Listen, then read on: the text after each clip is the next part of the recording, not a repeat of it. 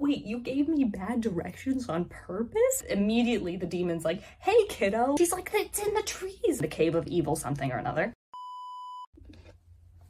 Hello, hello, welcome to this rendition of Read and Ramble, where I read and you listen to me ramble. So today we're going to cover a Romantasy series that has quickly become one of my favorites of all time, which is saying a lot. So I have read a lot of books in my years on this earth. I was an avid reader all throughout middle school, high school. The only time in my life I've actively counted was a 3-month period in middle school where I read over 100 books. I was clearly reading a lot and all over genres and whatnot, but YA fantasy was always one of my favorites. And then when I hit college, I'm a computer science major, so therefore I had no free time, so I had to let reading take a seat on the back burner since I have no self-control, and once I start a book I absolutely must finish it and nothing else can happen until it's done. Thank goodness I'm a fast reader. So anyways, but this last summer I have really started to try and get back into reading while I was doing an internship because I, had some free time in the evening and I also had my commute in which I could listen to books. So I was in Seattle, so I joined the Seattle Public Library because I was like, I don't want to buy all of these books, and libraries are an absolutely wonderful resource. Always a great resource because, we see a lot of times with people having these book hauls and like buying all these books, but that's not sustainable. Books are expensive, and also it's like, you don't know if you're gonna like it. You don't know if you're going to want to read it again. Like the series I'm going to talk about today, I do plan on purchasing a copy of once I'm, in one place. I've also been moving like every 6 months between internships and school and all the way across the country because I go to school in New York. I do internships in Seattle. I'm from Montana. I'm all over the country. So therefore, what was I saying? Oh yeah, so therefore like bringing all of my books with me does not work. It doesn't work. I only bring 1 or 2, and then I try and either read on Kindle or now I have Libby, the library app, and it's fantastic because it's also at the Seattle Public Library, which means I have access to thousands of books. It's fantastic. So the other thing about Libby that I found out was that you can randomize. You can click a randomize button because the last thing I want is to scroll through a genre in alphabetical order. I want randomization. I want to not know what I'm gonna select. I don't want to know what I'm going to select. There we go. Words. So I don't want to know what I'm gonna select. I want a surprise, so I went and I clicked randomize, and I decided that I wanted something that was a lighter read because, there's just a lot of intensity in the world, and sometimes you just want something that's light and fun. So I was like, okay, I'll do romance, right? And so I clicked randomize. I had the romance genre on, and one of the top books that came up was Thrown in the Dark, which is the first book of the Villains and Virtues series by A.K. Caggiano? I don't know if I'm saying that right. Anyways, and I clicked on it and I was like, okay, this looks interesting, because I knew that in the last few years, while I've been checked out from reading, Romantasy has gotten very, very big. Now, there's a lot of really positive things to say about Romantasy. One of the things that I like about it the most is that it kind of specifically Court of Thorns and Roses, of course, the ACOTAR series definitely is kind of the hallmark of this genre. And the reason it became a genre is because traditionally fantasy stories that are more focused on relationships and characters rather than world building tend to get relegated to young adult, no matter the age of the characters, which as you should know, young adult is not actually for young adults is for teens.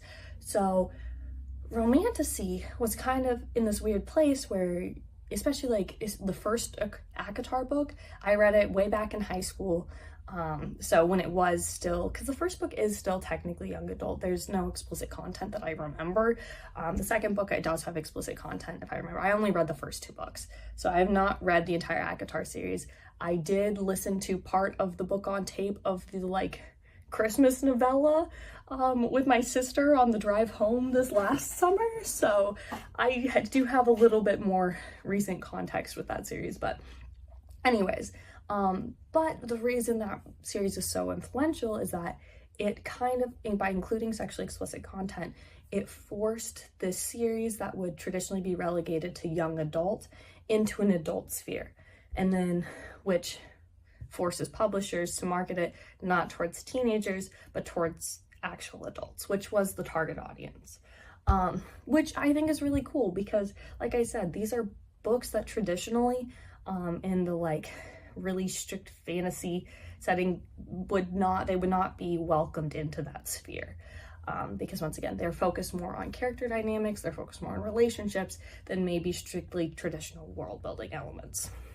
Like you see in a lot of fantasy, like Lord of the Rings, you know, all the Wheel of Time, for example. That series is so long. Anyways, it's my dad's favorite, so I had to read the whole thing. I'm named after a character, my sister's named after a character, all of our pets have been named after characters from that series. That series kind of is central to my existence. I was not a good character, by the way. Anyways, actually, I was kind of a terrible character. But anyhow, my parents say they just like the names. And so anyways, I'm going off on a side tangent here. We're here to talk about Thrown in the Dark. Okay, so I randomly selected this book on the Libby library app. I knew nothing about it getting into it, except that it was clearly romantasy. And at this point, I hadn't really read many, if any, of the like adult romantasy books. I did once again listen to part of the book on tape with my sister in the car for the novella for the ACOTAR. But anyways, but I was curious to get back into it since that was a genre that, since I got back into reading, I hadn't really dipped my toes back into super frequently, just because I read so much of it in high school and I was trying to kind of hop genres, because at that point I'd read quite a bit of historic fiction, I read some nonfiction, I was reading a lot of poetry, so I was doing a lot of other genres, and so but I wanted something light and fun, you know? So, and this book looked light and fun. I was like, okay, I'll give this a try, right? And oh my goodness, was this book a hit. I loved this book. That's the first thing I gotta say, is this book was fantastic. Just all around aces. So the first thing to know about this book is it is very reminiscent of Percy Jackson. So this type of humor in this book is what you would find in Percy Jackson.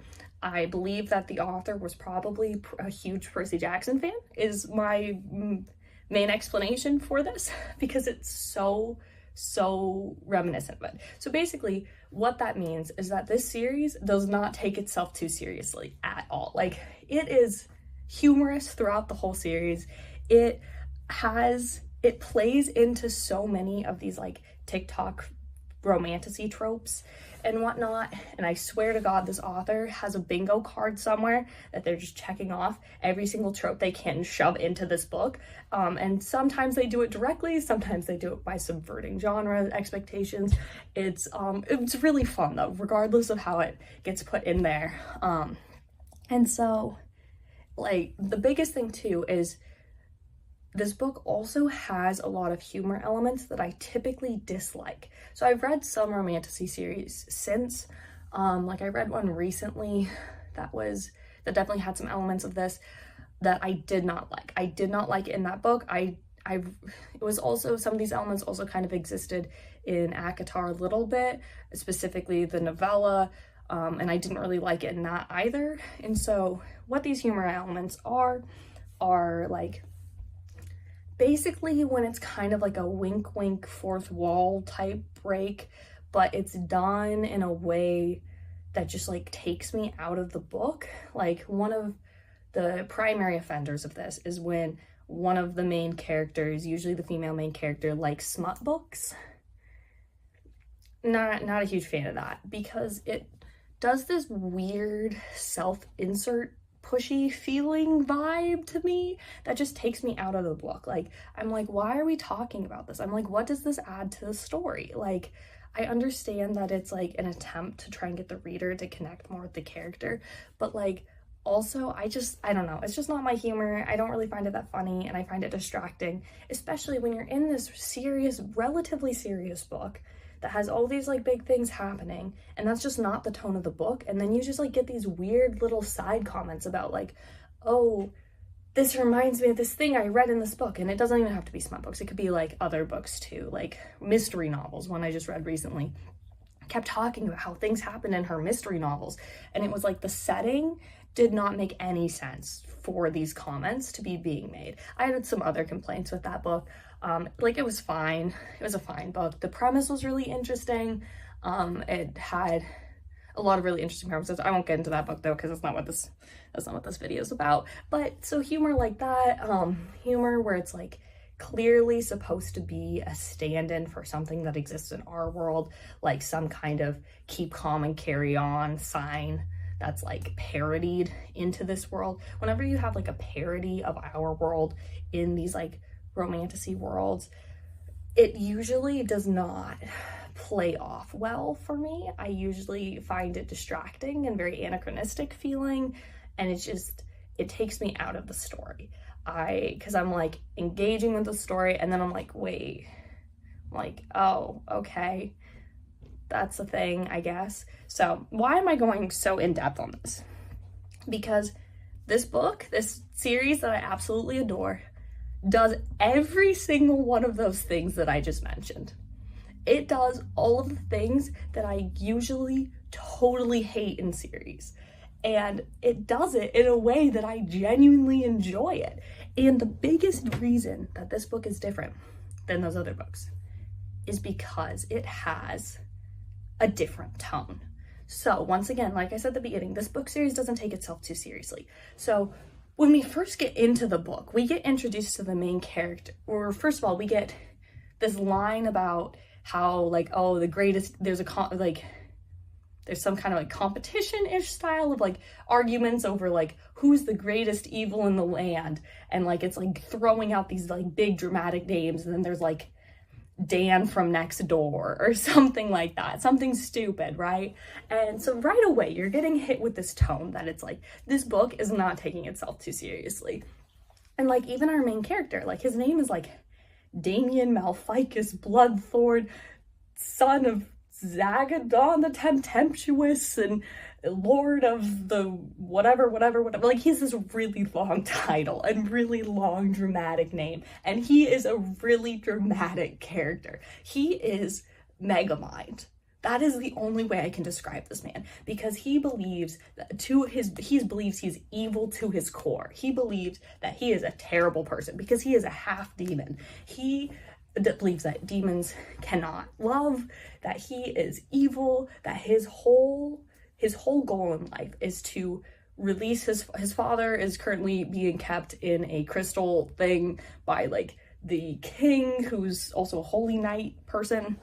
Anyways, but Damien, our main character, believes that his entire life's purpose is to unleash the greatest evil known to man onto the land, aka his father.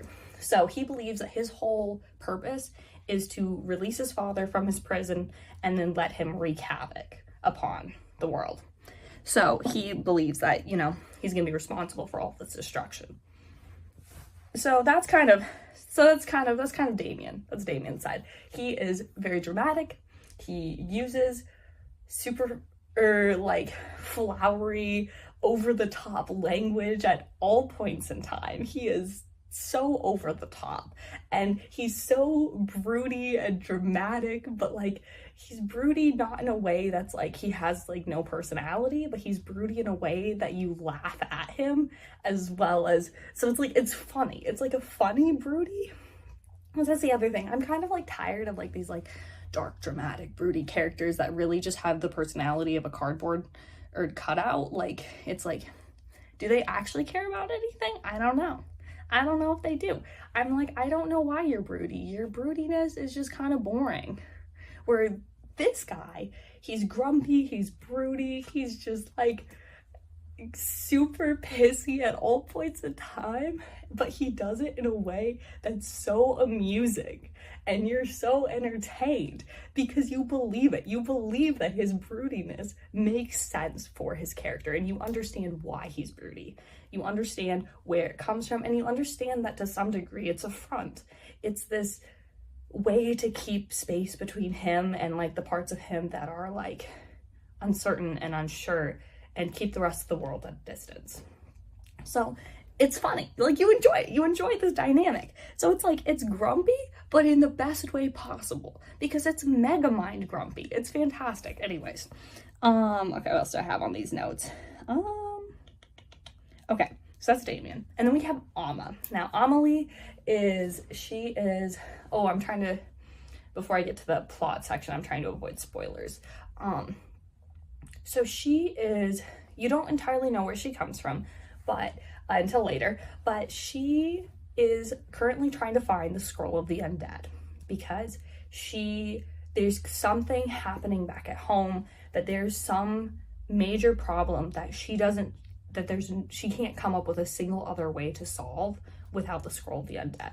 And you get the impression that whatever it is that's back home is bad news. Like, it is not good. Like, because Amelie is sunshine.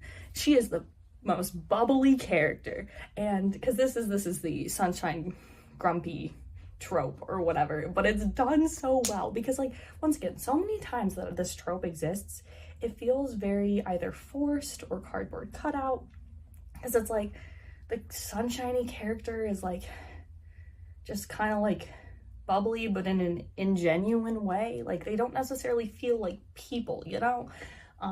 Like, it's really easy to try and boil them down to a trope instead of making them a person.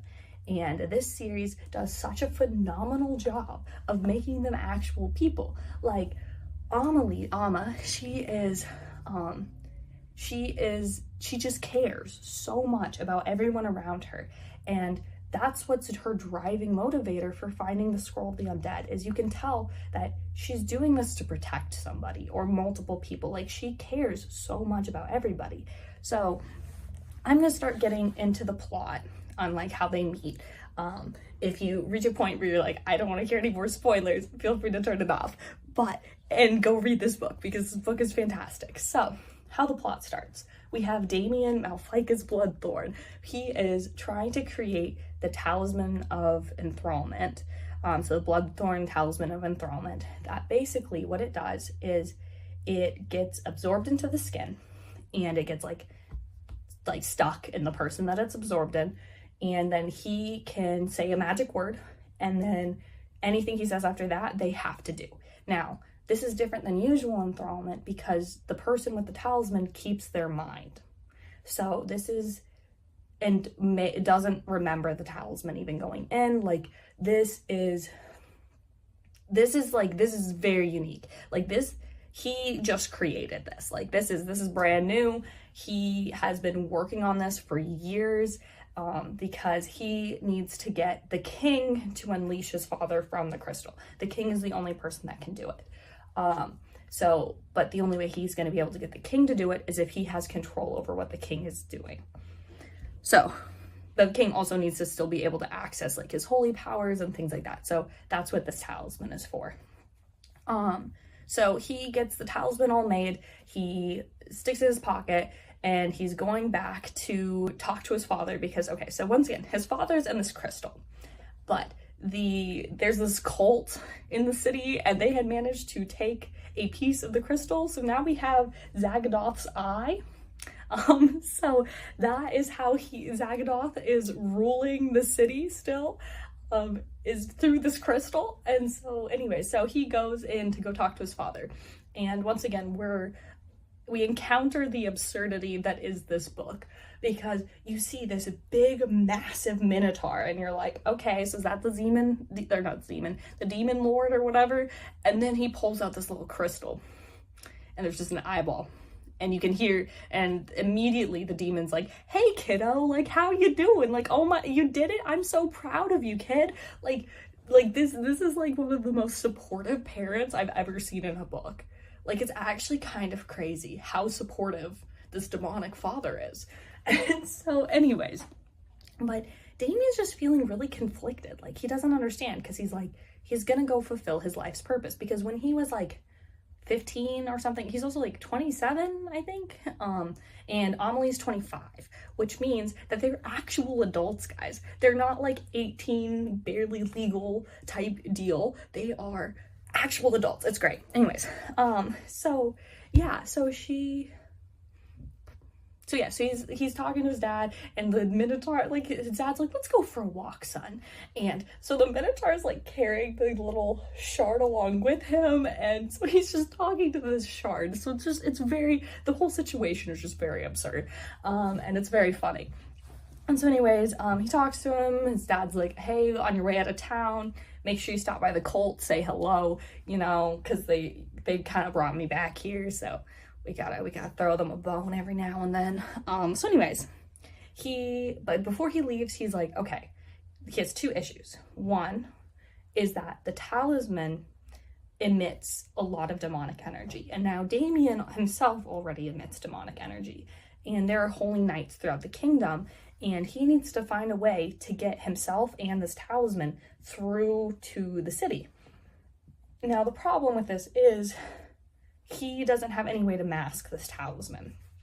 And so he's worried about this. So he's like, okay, I'm gonna maybe go back, because there's like this cave of evil or something. It's like got this really dramatic name that they immediately stop using and start calling it something silly.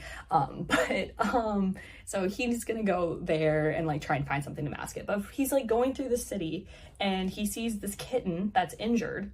And so he's like using the only healing spell he knows. Also, he's a blood mage, so he's like cut himself, and then use his blood to do his magic. So that's just another little handy dandy tidbit, is central to the story. So anyways, so he is like trying to do, is trying to heal the kitten, meanwhile, Amma is wandering into town, and she's trying to find the cave of evil something or another. And she happens to walk by this alley and look over and sees this kitten in this guy's hands, and she thinks that he's like killing the kitten, because, you know, she's in this demonic city. And so she's like tries to step in to stop him, and well, the kitten's fine because he just healed the kitten. And so she's like, oh, like, I'm sorry, like, I totally misunderstood what was happening here. And she's like, oh, like, can I, like, oh, maybe you can give me directions to this cave of evil something or another. And he gives her directions to the front gate, because he's like, you're a bubbly little human, you should not be here, you're gonna die. So he's like trying to redirect her out to safety, because he's so evil, right? And he's so evil that he was healing this kitten. So anyways, but before she leaves, she sees that his hand has a cut on it. And so she immediately like pulls out this handkerchief and is like tying it up. And he's just baffled beyond belief. He has never encountered anything like this in his entire evil existence. He's just like, what the hell is she doing? And then she like meanders off. So anyways, later, so she goes and she gets to the city gates, and she's like, he lied to me. And she's like, okay, no, what my mother always says is that people are usually not intending to be like bad. They're just stupid. So she's like, okay, he must have been mistaken. He must have like misdirected me, not on purpose. So then she goes and she wanders back to, or she goes and she runs into somebody who actually gives her real directions. So she gets to this cave of evil, and now she's expecting to be here for like a few days at least, because this cave of evil is like supposedly booby trapped to hell and back. And so she's like, it's gonna be hard to get in here. But as she goes in, everything's like, all the traps have been like untrapified, tripped, whatever. And so like all the, like there's like these snakes that are all happily fed, and like there's like spikes that have already been like dismantled, and like so she just wanders in, no problem, no issues. Anyways, meanwhile, Damien is inside the cave of evil. He's the one who, you know, dismantled the traps, and he's looking for something to shield the talisman. And so he happens upon the scroll of the undead. And he's like, well, that could be useful. So he's like putting it in his pocket, and Amma sees this and she's like, oh shit, that's what I need. And so she starts to go up to him. He casts some magic because he's like, oh my god, someone's sneaking up on me, they're about to attack me. And he like completely incapacitates her. And then he's like, who the hell are you? Like he's like, what are you doing here? I directed you out. Why are you here? And she's just like, wait, you gave me bad directions on purpose? And he's like, yes, like what are you thinking? And so anyways, but then he's like, okay, letting her go because he's like, you're harmless, whatever. Well, then she tries to pickpocket him to get the scroll of the undead. Except the other thing that is in his pocket is the talisman, which then immediately gets absorbed into her skin. And he is like, oh. So he like grabs her hand and he's like takes his knife because he's like gonna try and cut the talisman out before it can get like sucked up her arm into her like heart. And she's just like freaking out. She's like screaming, crying, trying to get him off of her because, you know, he has a knife and he's like trying to cut her hand open. And she's just like freaking out because she doesn't know what's happening. And it goes up in her and he can't break the skin. And so it goes up in and it's absorbed and then she like passes out. And he's just like, well, shit, now I have to kill her because the only way to get the talisman back is to kill her because that was part of his spell. And so the only way to get the talisman out is to kill her. So he's now in quite the predicament because he's like, well, this is gonna be a mess. And he's like, oh, because he's also confused though still because he wants to understand why she had wrapped his hand up because he doesn't understand that. So he just wants to know why she did that. And so anyways, she wakes up, she doesn't remember anything. He like does a couple tests to see like if his talisman's actually working, and then he tells her to remember everything. And then he like tells her that he needs to kill her to get it back, and she's like, please don't kill me because, you know, who wants to die? And so he's like trying to figure out what he should do here, and then he realizes that the talisman is now completely shielded. So he can no longer feel the demonic energy. So he's like, well, I came here looking for a shield. I guess I have one that walks and talks and is very annoying. So anyways, she's now stuck with him. And he did not want to kidnap her, but here he is.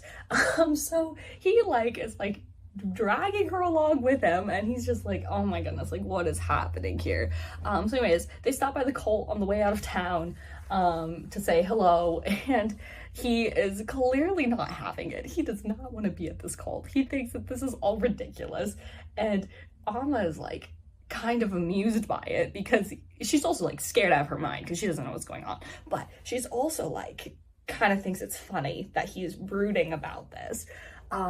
Anyways, they end up, and also we find out that she is not a virgin because they go in and someone makes some comment about like a virgin sacrifice, and she's like, it wouldn't work, you know, to Damien, and he's like, what?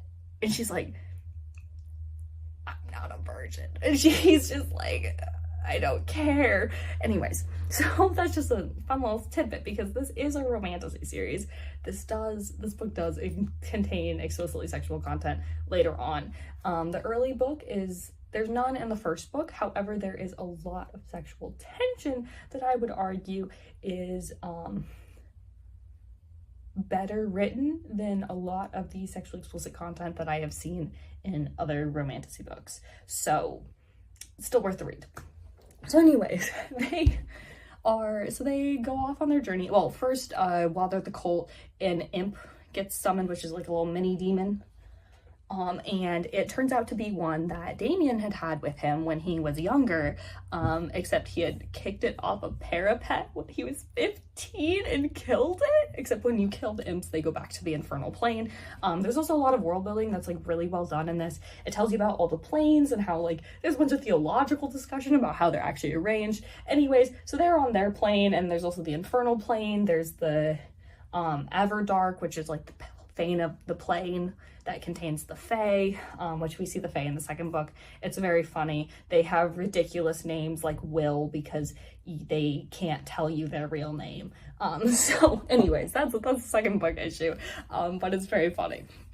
And so anyways, so they summon Cause, and Cause did not have wings the first time he was alive, but he has wings this time because apparently after, he died from falling to his death, he came back with wings this time, so he can't do that again. Anyways, Damien doesn't really want to bring him along. He thinks he's kind of irritating, and he already has one irritating addition to his party. So they go and they start off on their journey, except immediately Damien is like, we're taking a detour. And also Cause at this time is absolutely hates Amma. Like, he is calling her all kinds of names. He does not like her. And she's just like very offended. And so they're taking a detour. Cause is not happy about it because he's like, we need to go free Zagadoth the Temptuous. And Damien's like, we'll get to that, don't worry. So anyways, they take a detour to the swamp. Now, during this detour, they run into werewolves. There's a whole little fight sequence, etc., etc. We see how much of a badass Damien actually is, because he is really powerful. He's a really powerful blood mage. And even if he is kind of whiny and broody in a funny way, he is very, very powerful. So, but not in like an overpowered way. Like, he can still lose, and he does frequently throughout the series. When he gets matched up with more than he can handle, there are limitations to his powers. He's not completely overpowered. He is powered in a way that makes sense, which is really, really cool to see in a book like this, because usually, like, if a character fails, it's just because of like they need plot. So it's just kind of like the powers are super inconsistent. Where this series, it's like, it's pretty consistent throughout, like, how powerful the characters are. And so anyways, they're the werewolves, yada yada yada. Cause almost gets eaten, but Amma stops it because she's like, Damien, don't let Cause get eaten. And he's just like, but he's being rude to you. Why would you want him alive? And she's just like, I don't want him to die, because, she's a super nice, good person. And so, anyway, so he saves Cause. And then Cause still doesn't like her. But anyway, he has slightly more respect for her, though, at this point. Not by a lot. Anywho, so they go and they find Damien's friend in the swamp. So now Damien has a friend who's an alchemist. Now, the alchemist does not believe in magic. Damien does not believe in alchemy. But they're still friends. They get along. And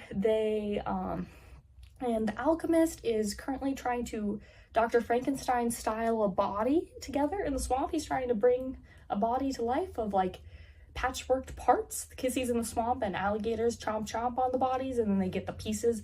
He also has a best friend who's a hag, so like a swamp witch, and she thinks it's very funny that he doesn't believe in magic. Anyhow, so they get there, and he's hoping that his alchemist friend may have a solution for getting the talisman out of Amma without killing her, because he doesn't want to kill Amma. Now, he has not told Amma this. As far as Amma knows, she's still gonna die. And he wants her to keep thinking that because he's evil. And so, anyhow, they're at the swamp. Basically, they do, like, an x-ray of Amma, and they, like, see that the talisman is, like, really bound to her heart. And, like, it's gonna be really hard to get that out. So there's nothing the alchemist can do. They continue on their way. And also during this time, like, Cause is just causing problems for Amma anyways. So they continue on their way, and also Damien is finding her very irritating because she will not shut up. She just keeps talking, and he's, like, reading this book. And it's, like, this journal that he got from the alchemist, and then and she's just, like, super bored, and she's like, okay, what's your book about? Like, is there any, like, juicy gossip or anything in this book, right? And he's just like, well, it's about, like, I can't even remember what it was about, but it's about something serious. He's like, well, it is a journal, so, like, there are some, like, salacious bits. And she's like, oh my god, you need to, like, and you skipped those? Because he skipped them. And she's like, how dare you skip those parts? Like, those are the best parts. Which is, once again, our indication that Amma does like to read books with sexually explicit content, which is something that I usually don't like, but because it's serving a purpose in the narrative, because you're also getting this picture, because Damien thinks Amma's a thief. That's all he thinks she is. He thinks she's a thief. Amma's not a thief, and she keeps making these comments that like imply that like she comes from a background of wealth, and like an everyday thief probably can't even read to begin with, and B, certainly shouldn't have the free time or luxury to be able to be reading these very frivolous books that Amma seems to enjoy. So you're getting like pieces of her context built up around her where it's like she's not what she seems. And Damien is like waiting for her to tell him, because he could just order her to tell him, but he's finding it funny to watch her try and lie, because she's not very good at it. So anyways, and she keeps slipping. She keeps making all these little slips like this. So it's like in this story, it's serving a purpose. So it's funny, and it is very much like fourth wall break to the audience, but done in a way that makes sense in the context of the story. Because this is also a story in which fourth wall breaks are like somewhat common. Like this is like in the third book, so I'm just gonna quickly make a little comment about this because I think it's funny. But they see like this oracle, and this oracle makes a comment. He like basically gives Damien the answer to his question without him having to ask it. And Damien's like, but like, when am I gonna ask the question? And then he's like, you'll ask it in the epilogue. And so it's just really funny. Like, so like and Damien's like, what the hell is an epilogue? Like, what are you talking about? So it's like things like that. Like that's what the tone of this book is. But it also is having this really interesting plot building up too, because you have this complexity of Amma not wanting to die, but also still wanting to get the scroll of the undead from Damien. So she doesn't want to leave until she has it anyways, because she feels like she can't leave until she has the scroll. And you still don't know why it's so important to her. But for someone who like doesn't even want to see like anything or anyone get injured, like, and she also loves trees. She talks about trees all the time. For somebody who like seems so like bubbly and empathetic, like for her to want to steal this and raise an army of the undead is very out of character. So you are wondering like, why does she want this? And Damien, meanwhile, is like on this quest that he doesn't really want to do. Like he keeps delaying, he keeps finding little side quests to distract them. And so you should have this like very interesting tension going on. So anyways, they're leaving the swamp and they end up going through this town that's like having some problems, and turns out there's a succubus, and Damien deals with the succubus, and then the guards like try to kill him because they're like, oh my god, he used dark magic, even though he literally just saved them. And Amma's like, you guys are awful, he literally just saved you, like who cares if it's dark magic, magic is magic, whatever. Anyways, they're leaving, and Damien had like taken something from the succubus with him, and he's like recognizes the magic on it, and he wanted to confirm his suspicions. And then we get introduced to Xander. Now, I adore Xander. Xander's a great character. There's a spin-off book with Xander that I still haven't read, and I am definitely gonna read it here soon because we love Xander. Xander, he is sassy, he is snarky, he's very funny. He and Damien are mortal enemies, which really means they're probably the closest thing each other has to a best friend. And they are actively wanting to kill each other. But do they actually want to kill each other? I don't think so. Anyways, so their parents were both demons, because Xander is also a half demon blood mage. And now Xander doesn't really like pain though, so unlike Damien, who like, you know, injures himself every time he wants to use his magic, Xander keeps a little vial of blood around his neck, which Damien thinks is very stupid, because if someone gets their hands on it, they could control him. Anyways, so that's like a whole thing. But yeah, so Xander is very like flirtatious with Amma, which Damien does not like, which Amma also does not like, but Xander's also flirtatious with Damien. Xander would flirt with anything that moved, really, but he also just really likes to cause problems. He really likes to antagonize Damien. And since flirting with Amma is antagonizing Damien, therefore he's going to double down flirting with Amma. Now, how much he actually cares about flirting with Amma is unclear. At any given point in time, he seems more intent on flirting with Damien than he does on Amma, and more intent on causing problems than anything else. So he's very funny. He is working on translocation and ends up giving Damien like something to do with like a translocation like little thing that'll basically take him to where Xander lives. And so Damien takes it and puts it in his pocket. And then also he finds out from this discussion that they had another blood mage friend that had basically, well, friend is a loose term, acquaintance, that had found this holy book thing, touched it, and it apparently had a lot of really interesting spells in it, but he had died trying to use it apparently, because it's like you can't, if you're a blood mage, you can't touch this holy object because you're demonic. So anyways, and apparently it's being stored in a place called Faybarrow, I think.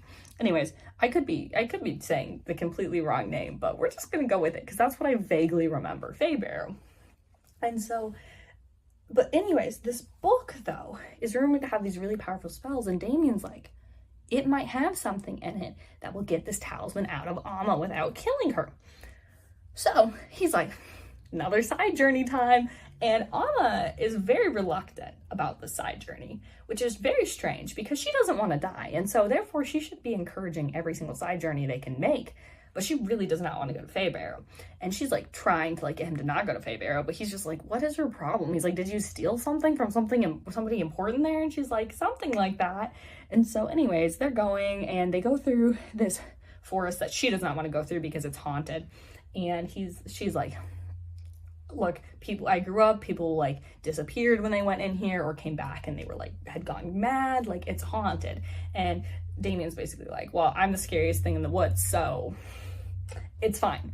Anyways, and so they're in the woods, and sure enough, some ghosts show up.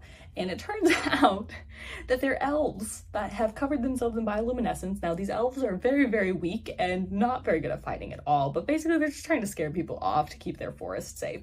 But Damien ends up cutting through their disguises, and the elves are like taking them captive. And Damien's like, I could just kill them all and escape, but Amma's gonna be pissed if I do that. So fine, we'll stay for a little bit at least. And also they have crossbows, and he doesn't want them to shoot Amma in case they accidentally kill her. Like, he can take a few crossbow bolts because he heals really fast, but he's like, she can't. She's a little human. She's gonna die. Anyways, so they take them captive.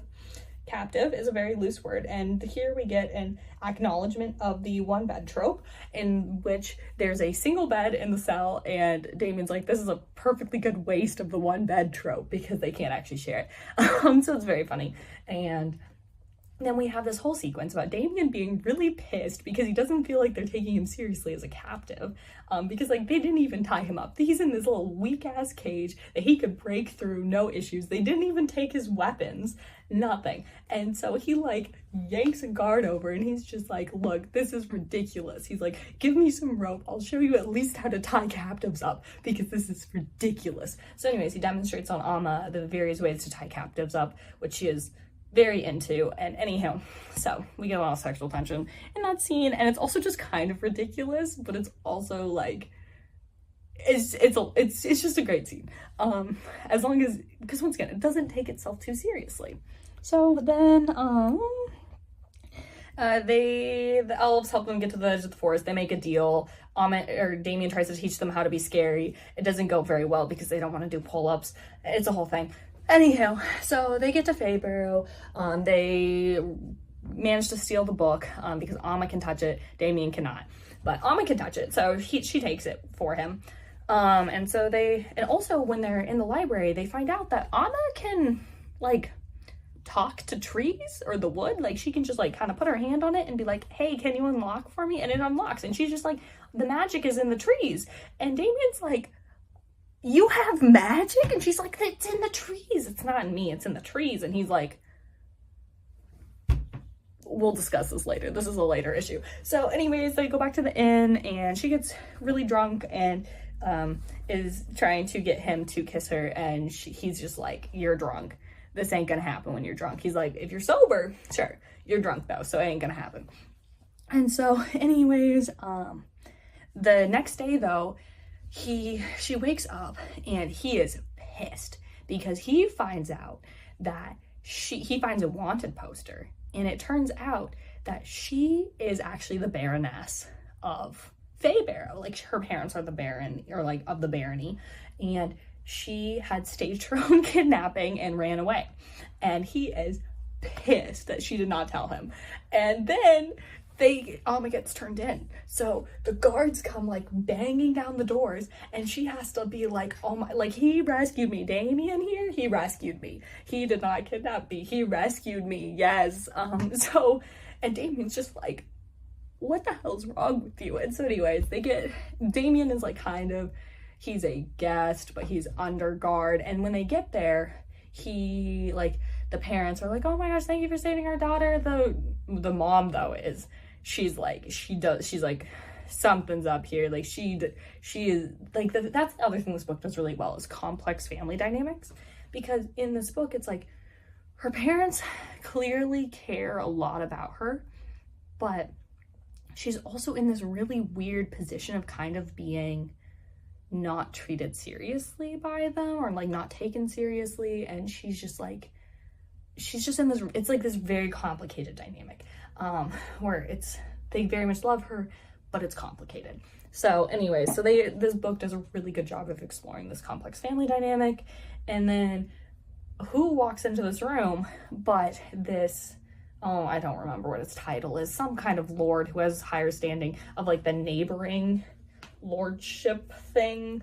I think a duke, maybe it was a duke, I don't know. Anyways, but they see, so he walks in, and his name is, for the number of times they said it, you think I would remember it. Anyways, the prick, we're gonna call him the prick because he's actually awful. And what is his name? It doesn't matter. I want to call him Henry or Harold or something, but that's not it. Anywho, so he sweeps in, he sweeps Alma up and like is kissing her right then and there, and she is like clearly not really comfortable with this, and just is generally not comfortable with him at all. And he makes this comment that like seems to imply that he knows that she did not actually get kidnapped, because there's something wrong here. There's something that's happening that's not good. And it turns out that this man is her fiance. So why was she asking Damien to kiss her the night before if she has a fiance? And why is she so uncomfortable with him? Damien has so many questions, but he gets kind of locked away for the time being, and the parents are like, we're gonna have this ball to welcome Amelie back, and also to like celebrate her savior, Damien. And also she lies and gives him an equally stupid name that's like Day something or another. And they make a comment about it being an equally stupid name, and it's really funny. Anyhow, but Damien's like, something is very wrong here, and is just like, he's trying to get the pieces together. Meanwhile, Alma is like discovering more and more things that are like not correct either. Like, she really cares about the trees. They have this like special magic tree here in Faybarrow that she loves, and she grew up taking care of. Like, this is like, this caring for this orchard is like one of her biggest, like most important things in her life. And the entire orchard was like cut down by the prick, under orders of the king, because they wanted the wood for something, because it's like magic wood. But she was like, it was harvested too soon, and now they like don't really have any saplings, and like she's like doesn't know how they're going to replace the orchard, and she's like, this is the only place that these trees grow. So she's just very distraught, and she's like not happy because her mom let this happen. But her mom's just like, what else were we supposed to do? It was an order of the king. And also like the barony, so the barony is like inland. It's always been protected by the prick's kingdom, or whatever land, and their soldiers. So the Faybarrow has never really had soldiers. They've never really needed an army because they've always been protected. But now they're not. And this kingdom is like kind of encroaching in. And so the prick is trying to marry Alma to like basically have legally take control of Faybarrow, is basically what's happening. And Alma is like like not having it, and he has been very, very awful to her behind the curtain. Like in public, he's very kind to her, very doting, very just over the top, but behind closed doors is not good. So anyways, Amma is just like, she doesn't know what she's gonna do here. So anyways, meanwhile, Damien's like trying to put the pieces together. Nobody's telling him anything. He's like trying to get literally anybody to tell him literally anything, and nobody's telling him anything, and he's like, something is wrong. And so he's just like, okay, like here's what he knows. He knows that he still needs to rescue his father. That's still his life goal. He also knows that he needs the talisman inside of Amelie to do that. And so he needs to take Amma with him in some capacity, or kill her. And he's not sure how to go about that here. So they get to the ball, and he's like, he can tell something is wrong. He's like, something is wrong here. And Amma is wearing this really poofy dress. And so at some point, she slips outside, and he manages to follow her, like, by having Amma's friend run decoy, or like interference with the head of the guard that was like keeping an eye on him. Anyways, so he goes out to Amma, and he's just like basically like, hey, what's up? And she's just like, I don't know what to do. And he was like, why did you want the army of the undead, the scroll? And she was like, well, because she wanted to use it to drive out the invading forces, because they, like I said, Fae Barrow had never had an army, and that was the only way to protect her home and her people, because her people were also like being arrested for making pottery with the Fae Barrow crest on it and things like that. Like her people were like being persecuted by this incoming army and invading force, and so she's just like trying to protect her people. And so that was the only thing she could come up with, was the scroll of the undead, which is why she was trying to pickpocket from him. And she also made another attempt later, and it was like, because he like kind of started to think that she was maybe like falling for him a little bit, and then he decided that she was just using him because she was trying to get the scroll, this whole thing. Anyways, you can read it. You can read the book, because definitely still read this book, even if you hear the summary. I promise that knowing the plot does not take away any of the enjoyment of this book. This book is just great. So anyways, he's basically like, okay, do you want me to kidnap you for real? Like, and take you away from here? And she was like, I mean, but I can't leave my kingdom, or I can't leave my people like this. Like they can't protect themselves. And he's like, well, I have the scroll of the undead. And so in the most dramatic fashion, Damien whips out the scroll. And also, first of all, she could not have read that scroll, because it's in Thonic, which is like the demonic language, and she was not gonna have been able to read it, so she would not have been able to summon this army anyways. So he summons this undead army, and it is like coming onto the kingdom. And so then they go back into the ballroom, and like there are people like starting to scream because the skeletons are getting in, and Damien like adds some dramatics, and he turns all the lights red. And he's like, takes Amma, and he's like walking down the stairs like Phantom of the Opera style with like a knife at her neck. And he's like basically like, people of Fae Barrow, I'm bored. I was bored. So thank you for entertaining me. I'm kidnapping Amma again. And then one of the people's like, wait, so you kidnapped her, returned her, and are kidnapping her again? And he's just like what, can't a guy have some fun? Like, because this plan doesn't make any sense. He's just trying to blow it off. Anyways, he has like a little brief sword fight with the prick, but then they're like running out of time, so they need to go. So he takes the translocation spell Xavier had given him, throws it on the ground, opens this portal. He takes Amma, and Amma's like trying not to laugh. So she's not being a very convincing captive. So she keeps trying, but she's not very good at it. So anyways, he like as he takes her, he like says, goodbye, ladies and gentlemen of Fae Barrow. Like, this was Xander, such and such. So he's pretending he's Xander. He's putting the blame on Xander of Amma's kidnapping. Because how could he, like, what else is he supposed to do? He's using Xander's translocation spell. And also he just wants to cause Xander problems at all points in time. So anyways, that's where book one ends, is them going and into Xander's territory. Yeah, so final thoughts about this book is you absolutely 100% need to read it and read the whole series. There are two like spin-off books that are like, one of them is about Xander, one of them is about Delphine, who you don't meet until the second or third book, little sister, and we hate Delphine, we love Delphine's little sister. I have read the spinoff for that spinoff, and it's just really cute. And so yeah, just all of them, these are just okay, because this is a book in which the author does not take it too seriously, but the plot is so well done, the characters are so well fleshed out and so well written, and just like, I could not sing its praises enough. I don't understand how this book is not more popular. Like, I don't really know how popular it is. Definitely, because I'm not really on TikTok, maybe it did get popular, I don't know, but if not, it absolutely should be, because I have yet to find a Romantasy series that I think even touches this book in terms of both plot, characters, sexual tension, because when you do finally get to the sexually explicit content, it's also written very well. They're definitely a little bit kinky, which is always a vibe, especially in a book like this, because their dynamic just feels so organic. Like, it's fun, because they also they don't take it too seriously. Like, it feels real, and so they don't feel like cardboard cutouts, and so therefore all of their interactions feel real, and it's just so good. It's so good. I could not recommend this series more.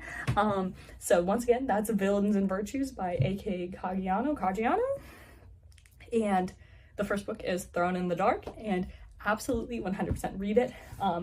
Buy it, find it at the library, I don't care, give it a read.